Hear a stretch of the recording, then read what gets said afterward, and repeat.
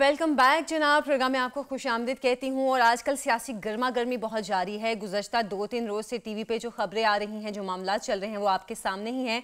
बल्कि अभी जो पीटीआई की रहनुमा है आलिया हमजा, उन्होंने FIA साइबर क्राइम विंग में एक दरख्वास्त दायर की है मुस्लिम लीग नून की रहनुमा मरियम नवाज के हवाले से। इसके हवाले से हम बात उन्हीं से कर लेते हैं। आलिया हमजा साहिबा हमारे साथ मौजूद हैं। अस्सलाम वालेकुम आलिया, कैसी हैं आप?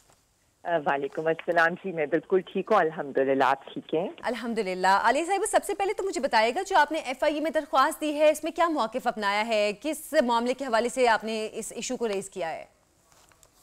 देखिए जी, कुछ दिनों से बहुत ही नाजेबा और घटिया किस्म के ट्रेंड्स चल रहे थे और जब साइबर क्राइम ने उसको इन्वेस्टिगेट किया तो उसके सामने जो कारिंदा निकला उसका ताल्लुक मरियम नवाज से डायरेक्ट इस तरह से शो हो रहा था। और उसका इकबाल जो मरियम नवाज ने अपनी ट्वीट्स के जरिए हर जगह कर दिया कि जी मैं इनकी जमानत भी कराऊंगी और पूरी पार्टी उनके साथ खड़ी है। ये तो हमें पता था कि ये आले शरीफ यही करता है। जब वो सियासी मैदान में मुकाबला ना कर सके तो वो जाती जिंदगी, निजी जिंदगी के ऊपर हमले करते हैं। हमें याद है किस तरह से बीबी साहिबा को वहां पर पीली टैक्सी के अलकाबाद से नवाजा जाता था, किस तरह उनकी वालिद मोहतरमा और उनकी नाजेबा तस्वीर और फोटोशॉप तस्वीरें और उनके पैम्फलेट्स बांटे गए थे और किस तरह से जमाइमा बीबी के ऊपर टाइलों का केस बनाया गया था। और उसके बाद हमने इनकी सियासत देखी है कि ये किस तरह की पर्सनल सियासत करते हैं। जो कोई इन ट्रेंड्स के पीछे था,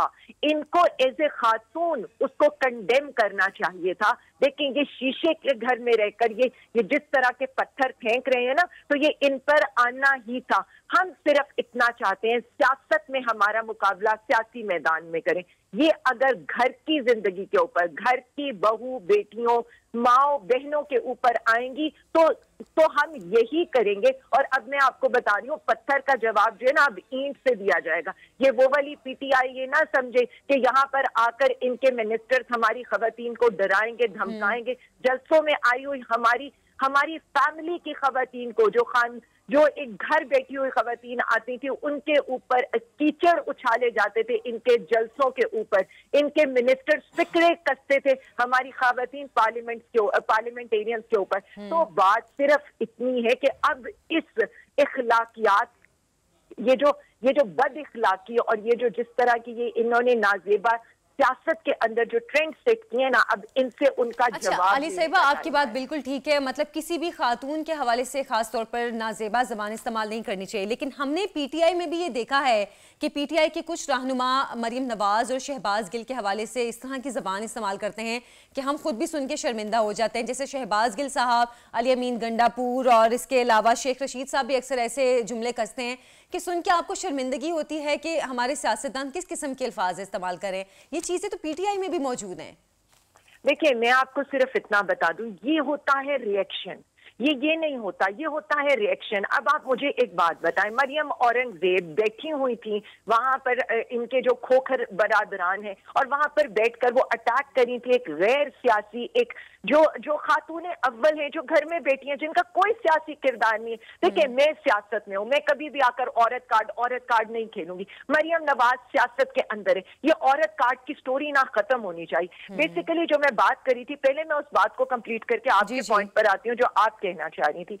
जो ये इनके जो वालिद मोहतरम साहिबा ना, जो मफरूर और भगोड़े में, ये सारी चीजें उनसे विरसे में इनको मिली हैं। और मसला ये नहीं है, इनके जो ट्रेड मार्क्स है ना, वो जुबैर उमर जैसे लोग, तलाल चौधरी जैसे लोग, दानियाल अजीज जैसे लोग, आबिद शेर अली जैसे लोग हैं। अब आप आ जाए जो आपने हम पर बात की है, मुझे ये बता दें, कलसूम नवाज साहिबा, मोहतरमा कलसूम नवाज साहिबा जो वो बीमार हुए, खानसाद की ट्वीट्स मौजूद हैं उनकी बीमारी के ऊपर, उनके लिए उनकी बेस्ट विशेस की, उनकी दुआओं की। लेकिन यहाँ पर क्या है, यहाँ पर जब हम देखते हैं तो इनके लिए एक इजी टारगेट है ना, एक इजी टारगेट है, एक खातून है जिसका सियासत से ताल्लुक नहीं है, जो अपनी जिंदगी में है। क्या आपने कभी उनको देखा है बाहर आकर? क्या आपने कभी उनको देखा है कि किसी जलसे में वो आई हो, किसी PTI की तकरीब में वो आई हो? जब एक औरत जो घर में बैठी है, प्राइम मिनिस्टर इमरान खान साहब की निजी जिंदगी का सियासत से कोई ताल्लुक नहीं,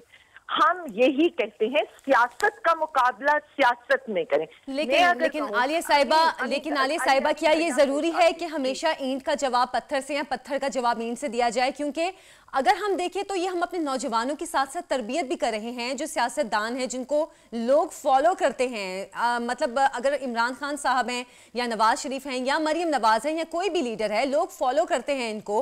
और जब हमारा लीडर ही ऐसी जबान इस्तेमाल करेगा या उनके जो पास के लोग हैं वो ऐसी जबान इस्तेमाल करेंगे तो लोग उसी ट्रेंड को अपनाएंगे। देखिए, बात सिर्फ इतनी है कि इमरान खान साहब के ऊपर किसने गंद नहीं उछाला।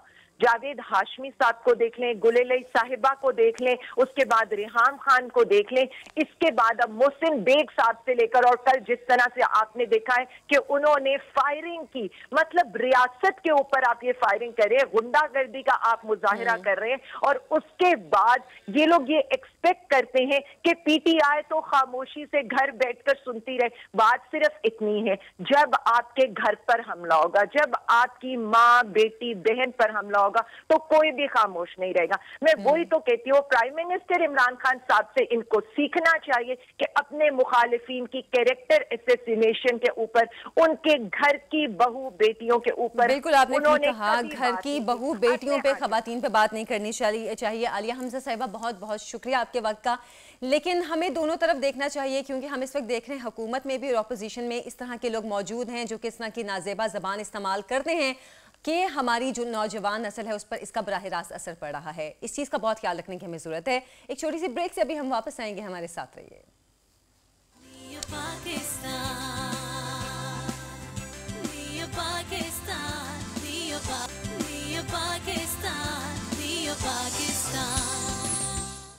Welcome back. प्रोग्राम में आपको खुश आमदीद कहती हूँ। नाज़रीन, हमारे यहाँ पे बहुत कम लोग ऐसे हैं जो बग़ैर किसी लालच के या बग़ैर किसी फ़ायदे के कोई ऐसा अच्छा या नेक काम करें जो कि सोसाइटी के लिए फ़ायदा मंद हो। सिर्फ उनकी अपनी ज़ात के लिए नहीं, आपकी सोसाइटी के लिए और ख़ास तौर पे उन लोगों के लिए, उन तबकात के लिए जो कि अफोर्ड नहीं कर सकते खाना पीना, कपड़े या स्कूल जाना। कोई ऐसा काम अगर आप कर रहे हैं तो यकीनन आप सदका जारिया कर रहे हैं जिसका अजर सिर्फ आपको इस दुनिया में नहीं बाद में भी मिलेगा। और मैं जैसे बात करी थी कि बहुत कम लोग ऐसे होते हैं और अगर होते भी हैं तो या तो ज़्यादातर हमारी नज़रों में नहीं आते या अगर नज़रों में आ जाए तो वो इतना आते हैं कि सोशल मीडिया पे दिखा दिखा के चीज़ें दे रहे होते हैं लोगों को।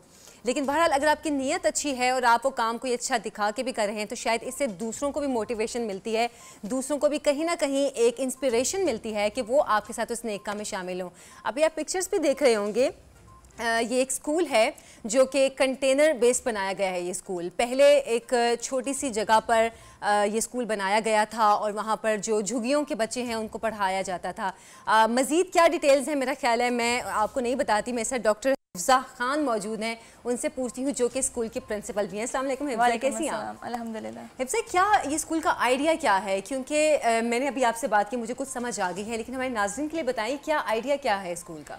इस स्कूल को मैंने 6 साल पहले स्टार्ट किया था जब मेरा खुद यूनिवर्सिटी में एडमिशन हुआ था। अपनी यूनिवर्सिटी के बाद मैं सब्ज़ा ज़र स्लम्स जाकर मैंने विज़िट किया कि मैं देख सकूँ कि ये लोग कैसे रहते हैं, क्योंकि हम बचपन से देखते आए हैं कि हमें मना किया जाता था, हमने झुग्गी वालों के पास नहीं जाना है, हमने उनसे बात नहीं करनी, इवन कि हमें ये तक कहा जाता था कि ये इंसान नहीं है। और ऐसा ही एक इमेज हमारे माइंड में बचपन से बन रहा होता है। तो मैंने रमज़ान था, 46 डिग्री सेल्सियस उस दिन था, हम जाकर मैंने अपनी टीम के साथ वहाँ विज़िट किया। तो जब मैं वहाँ पहुँची तो उनके घर गिरे हुए थे, बारिश हुई थी, उसकी वजह से सब कुछ गिर चुका था और वो खुले आसमान के नीचे बगैर कपड़ों के बच्चे बैठे हुए थे। मैं उनसे मिली, मैंने कहा आपके घर गिर गए हैं, अब क्या करोगे? वो हंस रहे थे, उन्होंने कहा हम दोबारा से बना लेंगे। अच्छा। तो मुझे ये चीज़ बहुत क्लिक की उन बच्चों की कि इनकी ज़ुबान पर अल्लाह से कोई शिकवा नहीं है, कुछ भी नहीं है इनके पास इस वक्त, और ये कोई शिकायत नहीं की इन्होंने। बिल्कुल बिल्कुल। तो मैं उनके पेरेंट्स से मिली, मैंने कहा अगर मैं इनको अपना कुछ वक्त दूँ, इनको पढ़ाऊँ, तो क्या आप मुझे सपोर्ट करेंगे इसमें? उन्होंने कहा ज़रूर। तो रमज़ान ख़त्म होने में 15 दिन बाकी थे, मैंने उर्दू बाज़ार चली गई, मैं वहीं से डायरेक्ट मैं उर्दू बाज़ार गई, मैंने स्टेशनरी पैक्स बाय किए बच्चों के लिए, कॉपीज़ ली, कुछ जितना मैं कर सकती थी, और फिर एक कपड़े का कैंप सिलवाया उनके लिए, और मुझे याद है 11,000 उसकी अमाउंट थी, वो भी मुझे लोन लेना पड़ा था वो कैंप सिलवाने के लिए, क्योंकि मैं खुद उस वक्त स्टूडेंट थी। तो रमज़ान के फ़ौरन बाद मैंने कैंप लगा लिया और वहाँ पर पहले दिन मैंने 30 बच्चों का अरेंज किया था। 50 बच्चे आ गए और पेरेंट्स खुद लेकर आ रहे हैं कि हमारे बच्चे को स्कूल में दाखिला दें आप। कोई कपड़े का जस्ट कैंप था, वो स्कूल में दाखिला दें, हमने अपने बच्चे पढ़ाने हैं।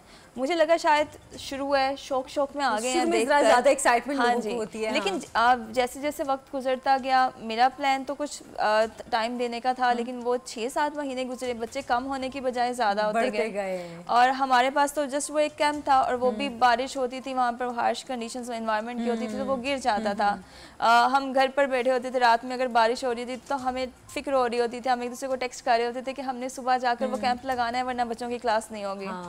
तो इस तरह 6-7 महीने चला। अब एक चूँकि मैं उन लोगों को होप दे चुकी थी, अब वो अटैचमेंट भी होगी मेरी उनके साथ, मुझे उनका आगे कुछ करना था। मेरे पास इतने रिसोर्सेज नहीं थे कि मैं खुद से कुछ कर सकूं। अच्छा, आपने ये अकेले स्टार्ट किया था फिजा, या आपके साथ और लोग भी थे? इसको मैंने स्टार्ट किया था, मैंने फिर अपने साथ यूनिवर्सिटी में टीम बना ली थी, तो वॉलंटियर्स वहाँ पर जाते थे बच्चों को पढ़ाने के लिए। तो इसी तरह से जब चला, मैंने फिर गवर्नमेंट स्कूल में गई, वहाँ पर जितने भी गवर्नमेंट स्कूल्स थे मैंने सब विजिट किए कि बच्चों को एडमिशन दे दें।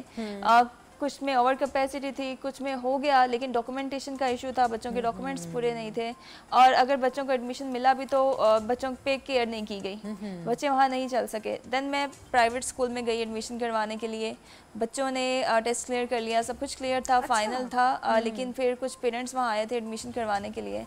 उन्होंने कहा अगर झुग्गी वाले बच्चे इस स्कूल में पढ़ेंगे तो हम अपने बच्चे को एडमिशन नहीं देंगे। अच्छा। प्रिंसिपल ने मुझे रिफ्यूज़ कर दिया, और उस वक्त मैंने डिसाइड किया कि मुझे अब जो करना है खुद करना है। मैंने बहुत से गवर्नमेंट ऑफिशियल्स के पास जाने की भी कोशिश की, लेकिन कोई रिस्पांस नहीं आता था। मैंने फिर बांस यूज़ करके और चटाइयाँ यूज़ करते हुए एक हट सा बना दिया, वहाँ पर एक कारी साहब और एक टीचर रख दिए, और ज़मीन पर बैठकर हम 47 डिग्री सेल्सियस भी हमने वहाँ फेस किया है। हमें स्किन बर्न भी हुआ है, बहुत सी बीमारियों का हम शिकार हुए। वहाँ साफ़ पानी नहीं होता था, वॉशरूम फैसिलिटी नहीं थी, ओपनली वो लोग वॉशरूम के लिए जगह इस्तेमाल करते थे, और वहीं पर हम बच्चों को पढ़ा रहे होते थे। तो फिर हमें सफाई भी करनी पड़ती थी, स्कूल स्टार्ट करने से पहले बहुत से मसले होते थे। फिर लोगों की तरफ से बहुत टारगेट किया जाता था, आसपास की कम्युनिटी में जो घरों में लोग रहते थे, ये बच्चे चूंकि उन्होंने खरीदे हुए थे अपने घरों के काम शाम के लिए, तो अब चूंकि बच्चे स्कूल आ रहे थे तो वो आ जाते थे बच्चे को लेने के लिए, तो बहुत मुश्किल से बच्चों के पेरेंट्स को कन्विंस करके उन बच्चों को वहाँ से छुड़वाया। फिर बच्चे बैगिंग की तरफ जाते थे, पेरेंट्स की काउंसलिंग की, ज़्यादा झुग्गियों वाले फिर इस तरफ चले जाते हैं, बैगिंग की तरफ चले जाते हैं। मुझे याद है कि मैं जब जाती थी तो ये बाय चांस आकर मेरी गाड़ी भी नॉक कर देते थे बैगिंग के लिए। अच्छा। तो वो देखते थे कि टीचर बैठी हुई है तो फिर मैं बिठा कर उनको वापस लेकर आती थी। अच्छा। तो अब अल्हम्दुलिल्लाह वो बच्चे बैगिंग नहीं करते हैं, वो बच्चे किसी क्राइम की तरफ नहीं गए हैं। तो 5 साल उस हट में पढ़ाने के बाद ये पोर्टेबल स्ट्रक्चर बनाया है जो कि कोविड में डिज़ाइन किया गया था, और 1 साल हो गया है। वही बच्चे जो 6 साल पहले आए थे उस कैंप में, अब वो इस स्कूल में पढ़े हैं। ये तो बहुत अच्छा आपने एक स्टेप लिया, लेकिन हिफ्ज़ा बहुत टाइम लगता है आपको किसी भी सोसाइटी या कल्चर में कुछ ऐसे तबके का माइंड सेट करने में, तो आपको उनका माइंड सेट करने में कितना टाइम लगा? क्योंकि उन बच्चों ने शुरू से बचपन से जो एक माहौल देखा होता है वो उसके आदी होते हैं, और फिर एक बिल्कुल ये डिफरेंट माहौल है कि पढ़ाई की तरफ आना और एक रूटीन बनाना, तो कितना टाइम लगा आपको ये माइंड सेट करने में उनका? मुझे 2 तरह की मुश्किलात का सामना था। एक तो मुझे इन बच्चों की या इन कम्युनिटी की तरफ से मुश्किलात का सामना था, दूसरा मुझे मुश्किलात का सामना था उन लोगों की तरफ से जो पढ़े लिखे हैं और जो बहुत आलीशान घरों में वहाँ पर रहते हैं, उनकी तरफ से मुझे ज़्यादा तंग किया गया था। इनको तो ठीक है एक अटैचमेंट की इनके साथ, इनके झुग्गी में बैठे, खाना भी खाया इनके साथ, इनके दुख सुख भी बांटे हैं। उनके पास कभी कोई गया ही नहीं था जो उनसे प्यार से बात करे या जो उनके बारे में सोचे। तो जब मैं वहाँ गई हूँ, शुरू में उन्होंने मुझे कहा कि यहाँ बहुत से लोग आते हैं, तस्वीरें बनाकर चले जाते हैं, तो कोई हमारे लिए कुछ नहीं करता है। लेकिन मैंने किया, उन्हें पता चला कि मैं वाकई उनके साथ सिंसियर हूँ, तो उन्होंने मुझे सपोर्ट किया। उन्होंने बच्चों को टाइम पर भेजा भी, केयर भी की, बच्चों को बैगिंग से भी हटा लिया, बच्चों को काम से भी हटा लिया जो घरों में मतलब आपने एक स्टेप लिया तो वो 2 स्टेप आपकी तरफ आए। हाँ जी, उन्होंने भी किया है। लेकिन जो वहाँ की कम्युनिटी है वो अभी तक भी एक्सेप्ट नहीं कर सके। वो आप यकीन करें, हमारे ऊपर कचरा तक फेंका जाता है, जानबूझकर अपनी खिड़की से कचरा फेंक देते हैं हमारे ऊपर, या अक्सर आकर तोड़फोड़ कर देते हैं। कभी वो मार रहे होते हैं, स्टाफ को आकर अटैक कर देते हैं।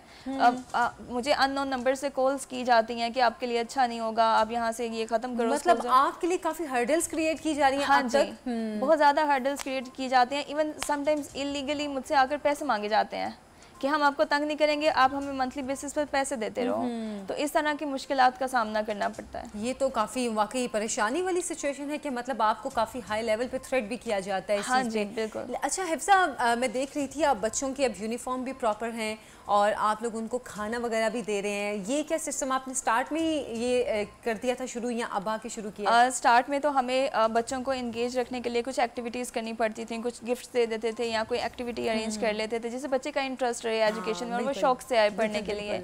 अब आकर बच्चों के लिए डेली बेसिस पर खाना किया गया है, जिसमें बच्चों को डेली डिफरेंट मेन्यू है वो खाना प्रोवाइड किया जाता है बच्चों को स्कूल में ही दस्तरखान लगाकर। अच्छा। क्योंकि ना तो इन्होंने जब सुबह आना है, ये खुद ही उठते हैं, खुद ही तैयार होकर इन्होंने आना होता है। इनके पेरेंट्स तो काम पर चले जाते हैं अर्ली मॉर्निंग, और फिर वापस जाकर इन बच्चों ने खुद ही जाना होता है और होमवर्क करना होता है। इनके लिए ना आने से पहले इनको ब्रेकफास्ट मिलता है, ना इन्होंने घर जाना है तो इनके लिए खाना तैयार होना है। उनके लिए एक अट्रैक्शन वो है कि हमने स्कूल जाना है, हमने पढ़ना है, उसके बाद हमने खाना खाना है। एग्जैक्टली, वो एक रूटीन बन गई है बच्चे की कि मैंने पढ़ना भी है, मुझे खाना भी मिलेगा और मुझे बहुत कुछ सीखने को भी मिलेगा।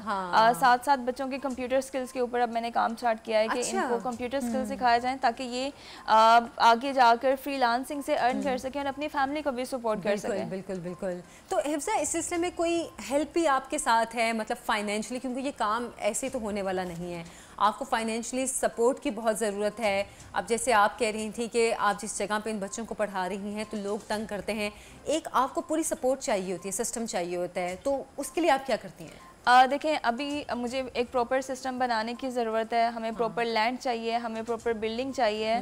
सब्ज़ाजार में सर्वे के मुताबिक 3000 के करीब बच्चे हैं जो कि झुग्गियों में रह रहे हैं, और अब 3000 में से 70 को मैं स्कूल में ले आई हूँ, बट वो जो बाकी के हैं वो अभी तक वहीं पर हैं और इन बच्चों को आगे भी लेकर जाना है। इन्होंने कल को मैट्रिक करना है, इन्होंने कॉलेजेस यूनिवर्सिटीज़ में जाना है, तो ये एक बहुत बड़ी जिम्मेदारी है जिसको आगे लेकर चलना है। हमारे साथ पहले तो मैंने खुद इसको स्टार्ट किया, यूनिवर्सिटी से पॉकेट मनी से स्टूडेंट्स उसको सपोर्ट कर देते थे। देन कुछ लोग अटैच हो गए जिन्होंने, किसी ने यूनिफॉर्म डोनेट कर दिया बच्चों के लिए, किसी ने खाने का कर दिया, किसी ने शूज़ डोनेट कर दिए बच्चों के लिए। लेकिन स्टिल हमें आगे का देखना है, फ्यूचर देखना है कि एक 6 साल की मेहनत है, उसको आगे एंड तक लेकर जाना है। बिल्कुल। इस सिलसिले में आपने क्या, अब जैसे पहले आप कह रही थी कि आपने गवर्नमेंट स्कूल्स में भी जाके उन बच्चों के एडमिशन की बात की, फिर प्राइवेट में भी गई, आपने किसी गवर्नमेंट ऑफिशियल से इस सिलसिले में बात करने की कोशिश की है कि अब हम एक पूरा सिस्टम अपना बना रहे हैं तो इसको हमने आगे लेकर चलना है, तो कोई वहाँ से गवर्नमेंट लेवल पे हेल्प आए? मुझे 6 साल हो गए हैं, मैं साथ साथ ट्राई करती रहती हूँ। मैं बहुत से ऑफिसेज़ में गई हूँ, बहुत से ऑफिशियल से मिली हूँ, बहुत से लोगों से मैंने बात की है। मुझे आगे से कहा जाता है कि हम तो खुद काम कर रहे हैं। अच्छा। हाँ, और मैं जब पूछती हूँ कि आप मुझे बता दें कि आप वहाँ पर कहाँ कर रहे हैं काम, तो फलां जगह है ये वो, लेकिन ऐसा कुछ नहीं हो रहा है। ऑन पेपर्स में भी हो, बट ऑन वहाँ पर अगर आप प्रैक्टिकली देखें तो मैंने कोई काम होता हुआ नहीं देखा है। तो वो सिंपली उनकी तरफ से एक रिफ्यूज़ सा होता है कि भी अब मतलब तनख्वाह देते हैं वो। हाँ जी, तनख्वाह देते हैं। तो अब फिर इस सिस्टम को कैसे आप स्ट्रॉन्ग करेंगे, क्योंकि मज़ीद आपको टीचर्स भी चाहिए होंगे। अब जैसे अब बच्चों का भी इंटरेस्ट हो गया, हमने स्कूल जाना है, हमने पढ़ना है, ये एक बहुत बड़ी उम्मीद होती है जो आप किसी को दिलाते हैं, और आपने माशाल्लाह शुरू से लेकर अब तक एक अपनी बेस पे ही आपने इतना अच्छा एक स्टेप उठाया, उसको लेके आप चल रही हैं। तो अब किस तरह इस सिस्टम को आप लोग स्ट्रॉन्ग करेंगे, क्योंकि कहीं से कोई हेल्प तो आ नहीं रही है? ऐसे बहुत से मसाइल का मुझे सामना करना पड़ा कि हमें लगता था सब छोड़ गए, टीम सारी ख़त्म हो गई हमारी। बहुत से ऐसे मसले आए जब सब अपनी यूनिवर्सिटी लाइफ के बाद बिज़ी हो जाते हैं। तो उस वक्त जब मैं थी तो, और मेरे पास ये प्रोजेक्ट मैंने डिज़ाइन किया था, उसको इम्प्लीमेंट करना था और मेरे साथ कोई नहीं था एज सच टीम में। तो बहुत से ऐसे पॉइंट्स थे जब सोचा कि अब ख़त्म हो गया है सब कुछ, लेकिन उस वक्त में भी सब्र से काम लिया और हौसले से काम लिया और उसको थोड़ा थोड़ा करके चलाते रहे हैं। उसको हमने एंड नहीं होने दिया है। तो क्योंकि एक चीज़ थी कि वो बच्चे, वो उनके पेरेंट्स वो मुझ पर अब ट्रस्ट करते थे, अब मैं उनके लिए होप बन चुकी थी। हाँ, बिल्कुल। और अगर इस पॉइंट पर मैं उन्हें छोड़ कर जाती, कल को वहाँ कोई और हिफ्जा खान आती, वो कभी उस पर यकीन नहीं करते। हिफ्जा, हम दुआ करते हैं कि आपने जो एक इतना अच्छा स्टेप उठाया है, कितनी अच्छी आप कोशिश कर रही हैं, इसका ज़रूर आपको कोई यहाँ पर भी कुछ ऐसा सपोर्ट मिल सके कि आप एक प्रॉपर इन बच्चों को स्कूल दे सकें, एक प्रॉपर सिस्टम दे सकें, ताकि झुग्गियों के बच्चे भी आगे जा सकें। आपका बहुत बहुत शुक्रिया हमारे प्रोग्राम में तशरीफ़ लाई हैं। एक छोटी सी ब्रेक का भी टाइम हुआ है, ब्रेक से हम वापस आएंगे, हमारे साथ रहिए।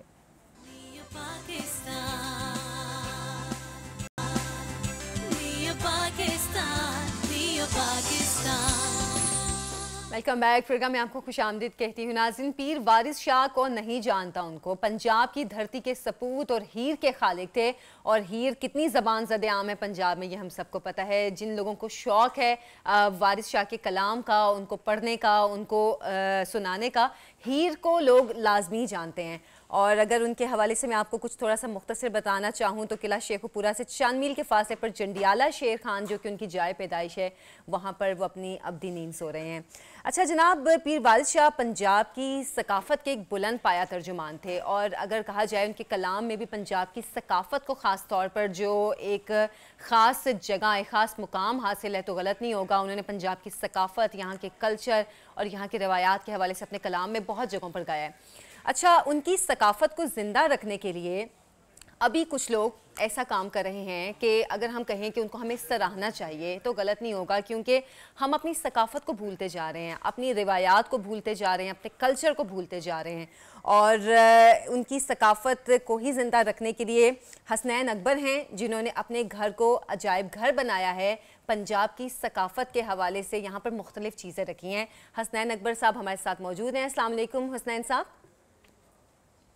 वालेकुम अस्सलाम। आपको प्रोग्राम में खुशामदीद कहती हूँ। हसनैन साहब, मुनफरिद सा ख्याल है कि अपने घर को ही अजायब घर बना देना, कैसे ख्याल आया आपको ये? देखो जी, जिस वेले सैयद वारिस शाह रहमतुल्लाह अलैह दे नाल इश्क होया, मुहब्बत हुई ते फिर इस चीज ਨੂੰ ਜ਼ਰੂਰ देखिया कि वो कैसी साडे बुजुर्गों का दौर सी, कैसियां चीज़ां सन, सच्चा वेला सी, सच्चियां दोस्तियां सन और सच्चा रहन सहन सी। और उन्हां दियां जिंदगियां ते अगर असीं गौर करिए ते अज भी बहुत कुछ असीं कर सकने आ। और इहदी वजह दे नाल असीं दुनिया दे उत्ते अपने जिस्म की पूरी कायनात विच असीं एक इनकलाब बर्पा कर सकने आ। खास तौर ते जिहड़ी साडी नवीं नस्ल है, ਇਹਦੇ वास्ते अगर ਅਸੀਂ सकाफत और कल्चर और मां बोली पंजाबी ਨੂੰ नहीं भुलांगे तो जरूर ਅਸੀਂ दुनिया ते भी बहुत ज्यादा बहुत कामयाब होंगे।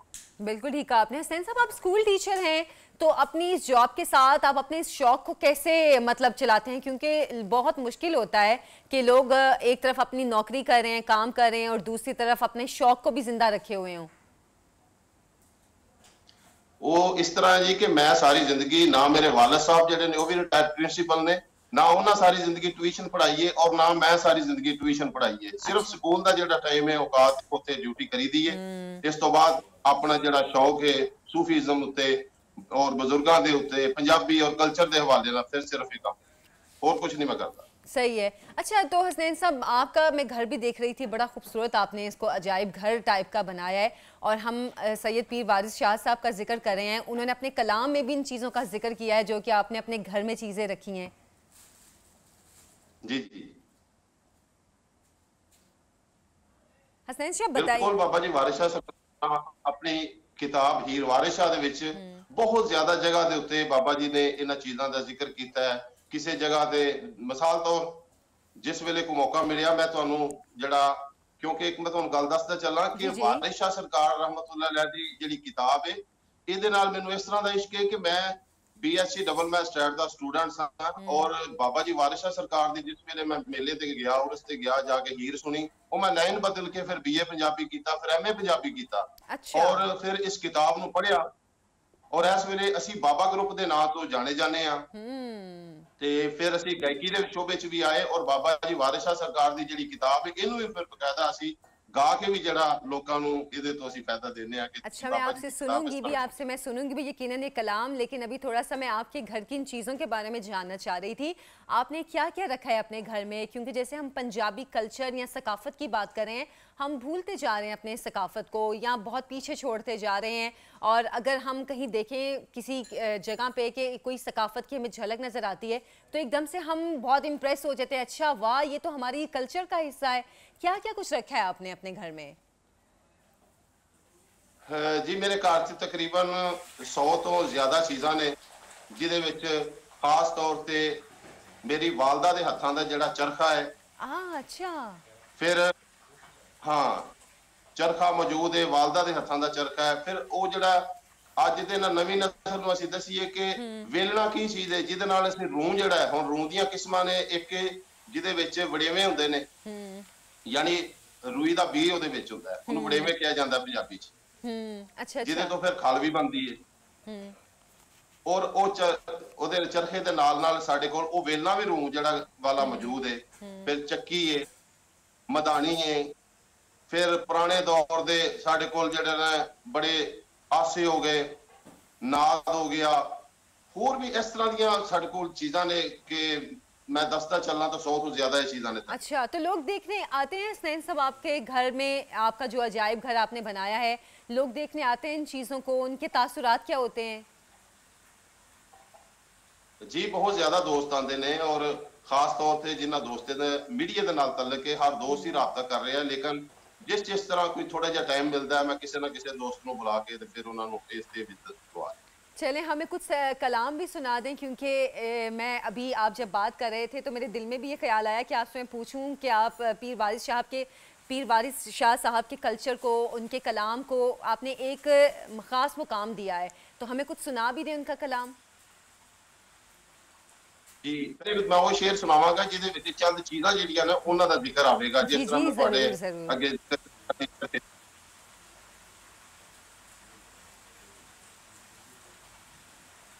इड़ी चूक दी नाल जां टुरे पांदी,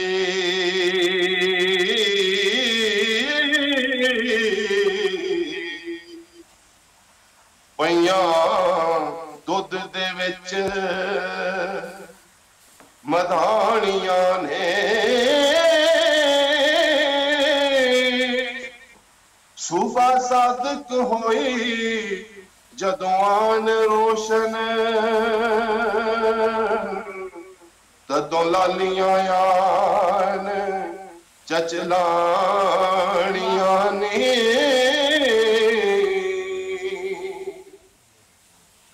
एक ना उठ पा दिता, एक धोबियां फिरन दुला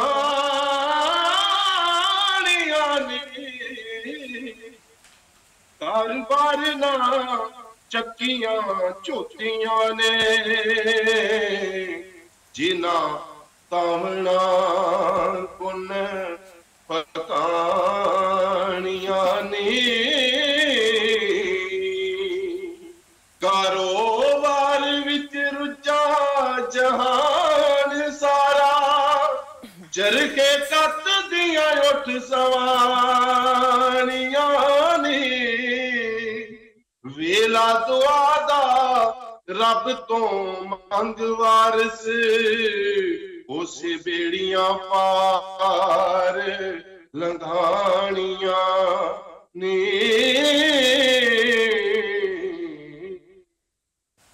बहुत खूबसूरत आपने कलाम पढ़ा। अच्छा, आपसे आखिर में मैं जानना चाहूँगी, सूबाई हुकूमत से या मुकामी हुकूमतों से आप कोई मुतालिबा करना चाहेंगे? जी बिल्कुल, मैं हुकूमत पाकिस्तान नाल खास तौर पर मुतालबा करना चाहांगा कि अगर मैनू मौका दिता जाए, मैं माँ बोली पंजाबी कल्चर सकाफत वास्ते बहुत कुछ कर सकना वा, आइडियाज भी मौजूद ने, और इंशाअल्लाह अगर किसी हुकूमती ईवान तो या किसी साइड तो मेरे नाल राब्ता किया गया तो जरूर मैं इस कल्चर और पंजाबी वास्ते बहुत कुछ करने वास्ते तैयार हाँ, मेरे अंदर जज्बा भी मौजूद है, और इंशाअल्लाह अल्लाह पाक ने जो मौका दिता तो जरूर मैं कुछ कर, बाकी अपने तौर पे मैं जिन्ना भी कर रहे हैं और सारी जिंदगी करा। जी चलें ठीक है, हम उम्मीद करते हैं कि आपका ये मुतालिबा हुकूमत तक पहुंच चुका होगा, और यकीनन हमें अपने कल्चर को, अपनी सकाफत को प्रमोट करने के लिए कोशिशें ज़रूर करनी चाहिए। बहुत शुक्रिया हसनैन अकबर साहब आपके वक्त का, और आपकी जो आपने एक छोटी सी कोशिश की है, अपने घर को अजायब खाना बनाया है, उस पर यकीनन आपको सलाम भी पेश करते हैं, क्योंकि बहुत कम लोग हैं जो ऐसा काम करते हैं। एक छोटी सी ब्रेक से अभी हम वापस आएंगे, आप हमारे साथ रहिए।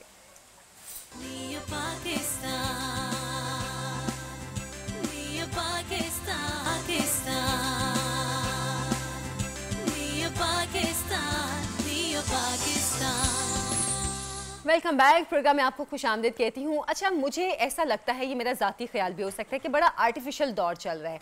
हम लोग अपने आप को खूबसूरत तो दिखाना चाहते हैं, नज़र आना भी चाहते हैं, हम सब चाहते हैं कि हमारी स्किन भी अच्छी हो, ग्लो कर रही हो, हमारे बाल भी अच्छे हों, लेकिन हम लोग जा रहे हैं आर्टिफिशियल तरीक़ों की तरफ।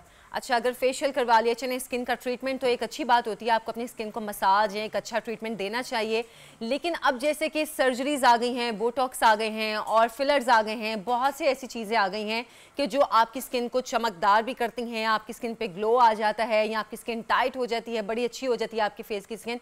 हम लोग नेचुरल चीज़ों से ना निकलते जा रहे हैं। नेचुरल फूड जो है, जो कि असल में हमारे अंदर से काम करता है तो हमारे बाहर स्किन पे ग्लो आता है, हम उससे निकलते जा रहे हैं।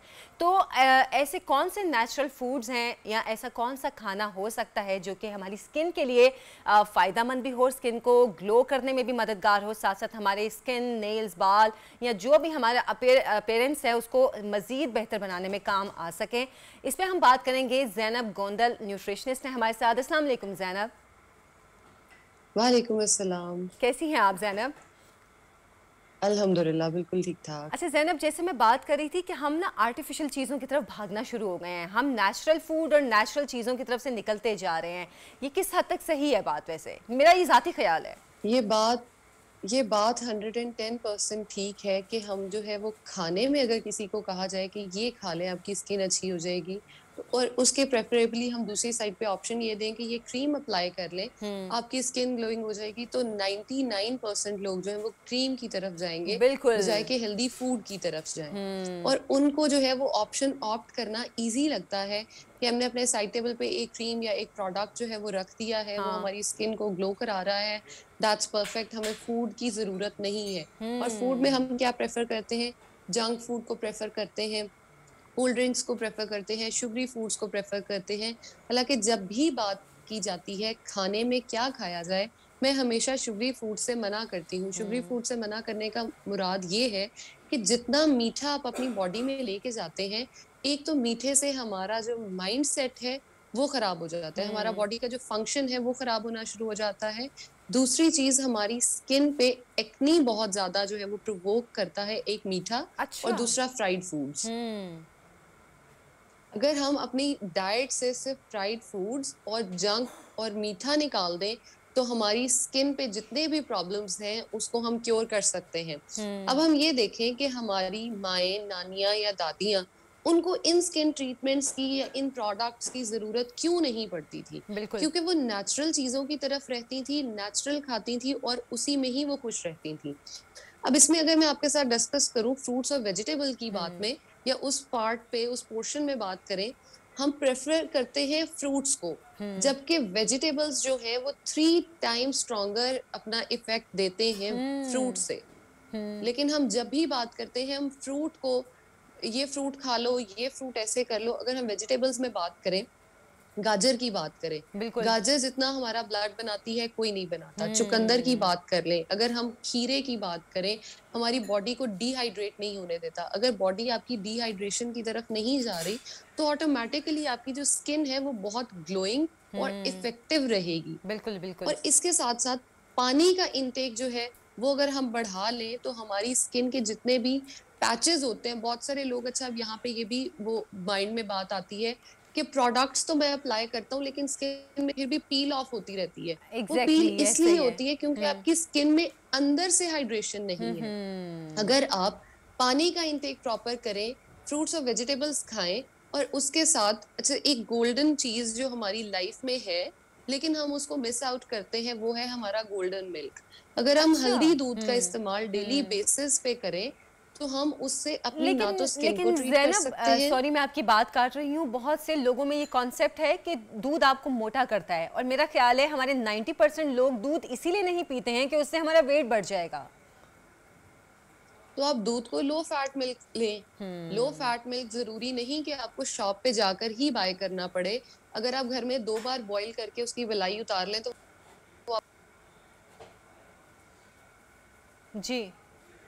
अच्छा, ज़ैनब से थोड़ा सा वही इंटरनेट का इशू आया है, तो ज़ैनब से ये मैंने कुछ बातें कुछ खास भी पूछनी थी। जी ज़ैनब, आप साथ हैं? जी जी बिल्कुल बिल्कुल। अच्छा, आप बात कर रही थी लो फैट मिल्क की। बिल्कुल, आप अगर लो फैट मिल्क को अपनी डाइट में कंज्यूम करें, उसको ऐड कर लें, तो ना तो वो आपका वजन बढ़ने देता है और जितनी भी प्रॉब्लम्स आप फेस कर रहे होते हैं, उनको भी आप ट्रीट कर सकते हैं सिर्फ अपने दूध के साथ। अच्छा। दूध में आप 1 पिंच ऑफ हल्दी से अगर शुरू करें, तो आपकी स्किन को निखारती है। अब देखिए हल्दी की बात मैं कर रही हूँ, तो इसमें भी बहुत सारे लोगों का पॉइंट ऑफ व्यू ये होगा कि हल्दी मैं पी नहीं सकता, मैं हाँ फेस पे अप्लाई कर सकता हाँ हूँ। हाँ, बिल्कुल बिल्कुल। आउटर एप्लीकेशन जो है वो हमारे लिए हमेशा से ही इजी रही है। इंटरनल हमारी जो ट्रीटमेंट है बॉडी की, वो सबसे इम्पोर्टेंट है। सही। उसको क्लेंस करना, बॉडी को डिटॉक्स करना। हम वेट लॉस में जब भी बात करते हैं, डिटॉक्स की बात हम करते हैं, अगर आप रात को पानी में खीरा, जिंजर और जीरा डाल के सिर्फ रख दें, उसमें सुबह आप एक लेमन डाल लें, तो वो भी आपकी स्किन को बहुत हद तक जो है वो इफेक्ट देता है हेल्दी होने का, और इवन आपकी स्किन को इन्हांस करता है और आप उससे फ्रेश और हेल्दी भी फील करते हैं। आप ये भी देखती हैं कि जिस दिन भी हम बाहर से खाना खाते हैं, हमारी सुबह उठते ही स्किन बहुत ब्लॉटेड और अजीब सी फील होती है। वो हमें इसलिए फील होती है कि उन खानों में स्पाइसेस और नमक जो है वो बहुत ज्यादा होता है, तो वो हमारी स्किन को डिहाइड्रेट कर देते हैं। सही। अच्छा हमारे ज़ैनब, घर वाले जो खाने, ज़ैनब एक सवाल आपके पहले शुरू की बात से मेरे जहन में आया। आपने बोला कि अगर हम अपनी डाइट में से मीठा निकाल दें तो हमारी स्किन पे बहुत असर पड़ता है, लेकिन अक्सर लोगों को मीठा बहुत पसंद होता है और उनको लगता है कि अगर वो मीठा नहीं खाएंगे तो उनका शुगर लेवल लो हो जाएगा, या अगर चले ये बात ना भी हो, उनको लगता है कि अगर वो मीठा नहीं खा रहे तो उनकी ज़िंदगी में बहुत बड़ी कमी है। तो उस चीज़ को फिर कैसे उस कमी को पूरा करें? बिल्कुल देखिए, मीठा खाने का या मीठा अपनी बॉडी में पूरा करने के लिए भी तो नेचुरल प्रोडक्ट्स हमारे पास मौजूद है। अगर हम बात करें खजूर की, वो भी तो मीठी को, हमारी क्रेविंग्स को पूरा कर सकती है। अगर हाँ हम बिल्कुल। हनी की बात करें, रेजिन्स की बात करें, हमारे पास बहुत सारे मीठे में इस तरह के जो है वो इंजीर की अगर हम बात कर ले, वो भी हमारे मीठे की क्रेविंग्स को बहुत हद तक कम कर देती है। बिल्कुल लेकिन बिल्कुल। इस चीज को समझना कि रिफाइंड प्रोडक्ट से हम जितना दूर खुद को रखेंगे, हम उतना हेल्थ की तरफ जाएंगे। अब रिफाइंड फूड्स में चाहे वो नमकीन है, चाहे मीठा है, चाहे बेकरी प्रोडक्ट है, कुछ भी है, अगर हम उसको अपनी डाइट में रखेंगे तो हम उससे हमेशा तंग ही होंगे सिर्फ। तो ज़ैनब ऐसे कौन से फिर खाने हैं, और अगर उनके तरीक़ा कार की भी हम बात करें कि किस तरह हम खाएं कि हमारी स्किन जो है अंदर से हेल्दी हो, क्योंकि ज़ाहिर आप अंदर से हेल्दी हैं तो आपके बाहर फेस पे आता है, क्योंकि अक्सर लोगों की स्किन बहुत ग्लो कर रही होती है, जैसे चेहरे पे सुर्खी भी होती है काफ़ी, जिनके हम कहते हैं चीक्स कितने रेड रेड से हैं। ऐसी क्या चीज़ खानी चाहिए जो आपकी स्किन को ऐसा कर दे? एग्जैक्टली सबसे पहले तो जो सीजन आए, उस सीजन के जितने भी फ्रूट्स और वेजिटेबल्स हैं, उनको कंज्यूम करें। वेजिटेबल्स को रॉ फॉर्म में लें। वेजिटेबल्स को या तो ग्रिल करके लें या बॉईल करके लें। अगर आप कच्चा उनको खा सकते हैं तो वेल एंड गुड, कच्चा उनको खाएं। क्योंकि जब हम एक चीज को पका देते हैं तो उसके जितने इंग्रेडिएंट्स होते हैं हम उनको वेस्ट कर देते हैं। अब मैं इसमें एग्जांपल देना चाहूंगी आपको। सिर्फ अगर हम दालचीनी को ही देख लें, दालचीनी को अगर हम पकाते हैं तो उसके सारे फ्यूम्स, उसके सारे जितने हेल्दी बेनिफिट्स होते हैं वो सारे निकल जाते हैं। अगर हम विटामिन सी की बात करें तो शिमला मिर्च में विटामिन सी की बहुत ज्यादा मिकदार हमारे पास मौजूद होती है। विटामिन ए की बहुत मौजूद होती है। लेकिन जैसे ही हम शिमला मिर्च को पकाना शुरू करते हैं या उसको पका देते हैं तो वो सारा फ्यूम्स बन के हवा में उड़ जाता है। हमारी बॉडी में उसका कोई पार्ट नहीं जाता। सही सही। इसलिए शिमला मिर्च को भी अगर हम थोड़ा सा सॉटे कर लें, आपने हमेशा देखा होगा जिस भी खाने में शिमला मिर्च सॉटे होकर डली हुई होती है उसको खाने का ज्यादा मजा आता है, ज्यादा टेस्ट वो आता है, क्रंची और क्रिस्पी ज्यादा अच्छी लगती है। बिल्कुल। उसके यही बेनिफिट्स हैं कि उसके जितने भी आप कह लें हेल्दी न्यूट्रिएंट्स होते हैं वो बर्न नहीं होते, तो वो हमें ज्यादा टेस्टी लगती है। इसके साथ आप सैलेड्स का इस्तेमाल करें। मैंने बहुत दफा ये चीज बताई है कि 3 से 5 कप जो वेजिटेबल्स हैं वो हमने डेली बेसिस पे कंज्यूम करने हैं। 3 से 5 कप डेली बेसिस पे कंज्यूम हम किस तरह से कर सकते हैं? वो सैलेड्स की फॉर्म में ही हो सकते हैं। सही। अब सैलेड्स ड्रेसिंग की बात अगर हम करें तो उस पे हम बहुत भर भर के मायोनीज डालते हैं, बहुत सारी सॉसेस डालते हैं। हाँ, अगर हमें लगता है हमसे वैसे खाया नहीं जाएगा सैलेड।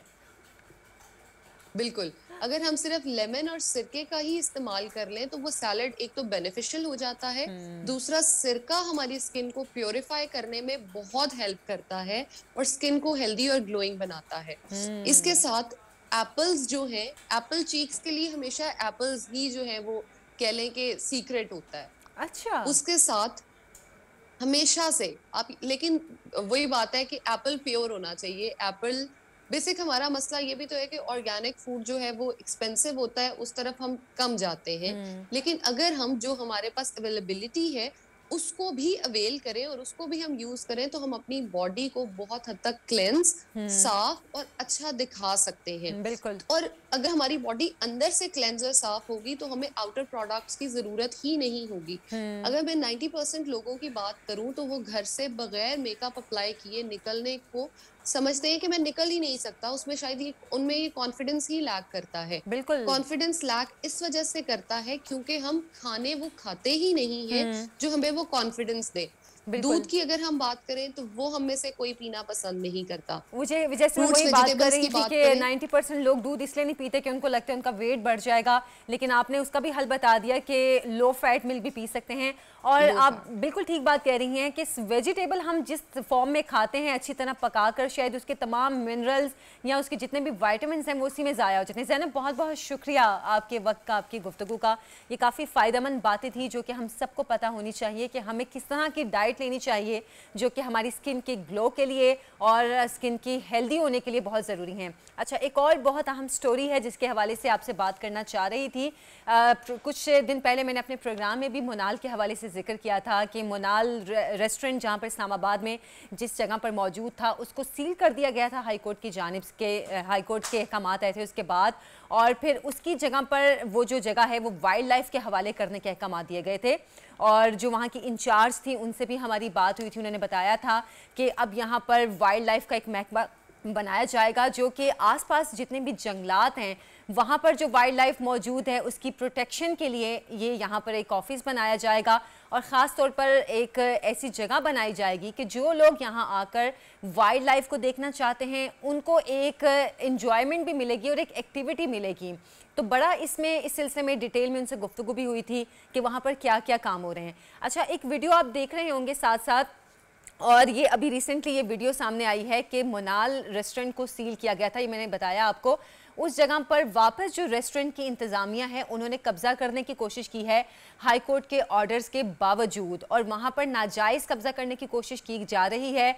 और जो रेस्टोरेंट के जो मालिक हैं, जो उनके मैनेजर या बाकी स्टाफ है, उन्होंने यहाँ पर आकर कुछ लड़ाई झगड़ा किया है, कुछ यहाँ पर मसला हुआ है।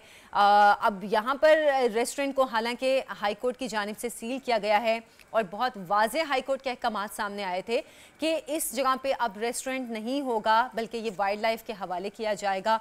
और जैसे कि मैं भी आपको बता रही हूँ कि आसपास जितने भी वाइल्ड लाइफ एनिमल हैं, मतलब जो चीते हैं या शेर हैं या इस तरह के और भी जानवर हैं जो कि इन जंगलात में पाए जाते हैं, मोनाल के जो पहाड़ इसके आसपास हैं वहाँ पर पाए जाते हैं, उनकी प्रोटेक्शन के लिए, उनकी सेफ्टी के लिए ये इकदाम उठाया गया था। लेकिन अब यहाँ पर मोनाल रेस्टोरेंट की इंतज़ामिया की जानिब से दोबारा से कब्ज़ा करने की कोशिश की जा रही है। अभी यहाँ पर क्या होगा इस पे हम बात करेंगे। ज़हीर मिर्ज़ा साहब हमारे साथ मौजूद हैं, इंचार्ज प्रोटेक्शन ब्यूरो हैं। अस्सलाम वालेकुम ज़हीर साहब। जी वालेकुम सलाम मैम। अच्छा ज़हीर साहब, ये जो अभी वीडियो सामने आई है इसके मुताबिक तो मोनाल रेस्टोरेंट की इंतज़ामिया यहाँ पर फिर से कब्जा करने की कोशिश कर रही है। ये क्या हो रहा है यहाँ पर? अभी हाई कोर्ट की जानिब से तो वाज़िन अहकामात हैं कि इस जगह को सील किया गया है। जी बिल्कुल ऐसे ही है कि 11/1 का जो शॉर्ट ऑर्डर था उसको कंप्लाइंस करते हुए एक उन्होंने आईसीए फाइल दोबारा हाई कोर्ट में दायर की थी। उसके ऊपर भी जो ऑर्डर था वो यही था कि इस्लामाबाद वाइल्ड मैनेजमेंट बोर्ड और सीडीए मिलके इसकी पोजीशन ले लें। तो एज इट इज हमने कोर्ट के ऑर्डर को कंप्लाइंस करते हुए पोजीशन लिया। तो कल 16 तारीख को सुबह 9:30-10 बजे के दरमियान अचानक इनके 70-80 लोग आते हैं और आकर मिस कमिटमेंट करते हैं मोनाल इंतजामिया के कि जी इस्लामाबाद हाई कोर्ट ने और सुप्रीम कोर्ट ने हमारी फेवर में डिसीजन दे दिया कि मोनाल को दोबारा बहाल किया जाए। तो हमने इनसे ये रिक्वेस्ट की कि जी आप हमें कोई भी तहरीरी फैसला बता दें, दिखा दें, तो उसके मुताबिक अगर आपकी फेवर में कोर्ट ने फैसला दे दिया है तो हम उसको कंप्लाइंस करते हैं। तो ऐसा कुछ भी इन्होंने नहीं किया, बल्कि इन्होंने एक झूठ बोलकर और जबरदस्ती इन्होंने ताले तोड़कर हमारे स्टाफ को बिल्कुल अपने पोजीशन से हटा दिया और अंदर आकर इन्होंने कब्जा करना शुरू कर दिया। लेकिन कुछ देर बाद हमारी इंतजामिया वापस आई थी, हमने इनको बाहर निकाला। इन्होंने टेबल कुर्सियां बाकायदा जो एक सिटिंग होती है मोनाल की जो पहले होती थी, सेम उसी तरह इन्होंने टेबल कुर्सियां लगाकर दोबारा अपनी सिटिंग बनाई है। अच्छा अच्छा, यानी कि उन्होंने दोबारा से अपना वही वाला सिस्टम वहाँ पर रखने की कोशिश की है। तो अभी तक जो मुनाल रेस्टोरेंट की इंतज़ामिया थी, उन्होंने यहाँ से अपना ये जो फर्नीचर, ये टेबल कुर्सियाँ, ये सामान नहीं उठाया था? जी नहीं, ये जैसे इस्लामाबाद हाई कोर्ट की तरफ से ऑर्डर आया तो हमने इसको 48 आवर्स का हमने इनको एक नोटिस सर्व किया था, और सीडीए ने भी 48 आवर्स का नोटिस उनको सर्व किया था कि इस दौरान आप अपना सामान उठा सकते हैं। अच्छा। लेकिन उनकी इंतजामिया की तरफ से कोई ऐसा राब्ता नहीं हुआ, नहीं सामान उठाने आए हैं। अच्छा अच्छा, वो अभी क्या ये सामान उठाने आए थे या यहाँ पर कब्जा करने आए थे? जी, ये डेफिनेटली कब्जा करने आए थे। अच्छा, तो इनका कोई सीनियर एहलकार भी साथ मौजूद था? हुआ क्या, क्या उनकी जानिब से लड़ाई झगड़ा किया गया? जी, ऑनर तो साथ नहीं थे, लेकिन उनकी सारी मैनेजमेंट साथ थी, उनके मैनेजर साथ, उनका अच्छा, स्टाफ अच्छा। साथ था, ऑनर साथ खुद नहीं थे। ये उनकी मैनेजमेंट की तरफ से सारा कुछ हुआ है। अच्छा, तो ज़हीर, जब हाई कोर्ट की जानिब से वाज़ेह अहकामात हैं, ऑर्डर्स मौजूद हैं, उसके बावजूद इस तरह का कोई एक्ट करना, ये तो हाई कोर्ट के अहकामात के खिलाफ वर्जी वाली बात है। तो अब इनके खिलाफ क्या कोई कार्रवाई भी की जाएगी? जी बिल्कुल, इसके ऊपर हमारी मैनेजमेंट इसको देख रही है कि इसको किस तरीके से प्रोसीड करना है लीगली। कोर्ट में जाते हैं या एफआईआर करवाते हैं, ऊपर कर रही है। ठीक है, अभी इस पर मतलब इनके खिलाफ हमारी वाइल्ड लाइफ की जो आपकी मैनेजमेंट है, तो अभी इस पर इनके खिलाफ कार्रवाई की जाएगी। तो अभी ये लोग यहाँ पर मौजूद हैं, यहाँ से जा चुके हैं? जी नहीं, ये जा चुके हैं। ये तकरीबन 10 बजे से लेकर 4 बजे तक यहाँ पर मौजूद थे। उसके बाद जब पुलिस के कुछ एहलकार ऊपर आए, हमारा जो नियरेस्ट कोसार पुलिस स्टेशन है, वहाँ से जब पुलिस आई तो उसके बाद ये लोग यहाँ से चले गए हैं। तो अभी इसकी पोजीशन हमारे पास है। ठीक है, यानी कि गुज़श्ता रोज़ का वाक़या है। सो गुज़श्ता रोज़ 10 बजे से 4 बजे तक ये लोग यहीं पे मौजूद थे। बहुत शुक्रिया ज़हीर मिर्ज़ा आपका। और जैसे कि हम बात करते थे कि हाई कोर्ट की जानिब से तो वाज़ेह अहकामात मौजूद हैं, लेकिन उसके बावजूद इनकी खिलाफ वर्जी की जा रही है। यकीनन अब इस पर नोटिस भी होगा। एक छोटी सी ब्रेक से हम वापस आएंगे, आप हमारे साथ रहिए।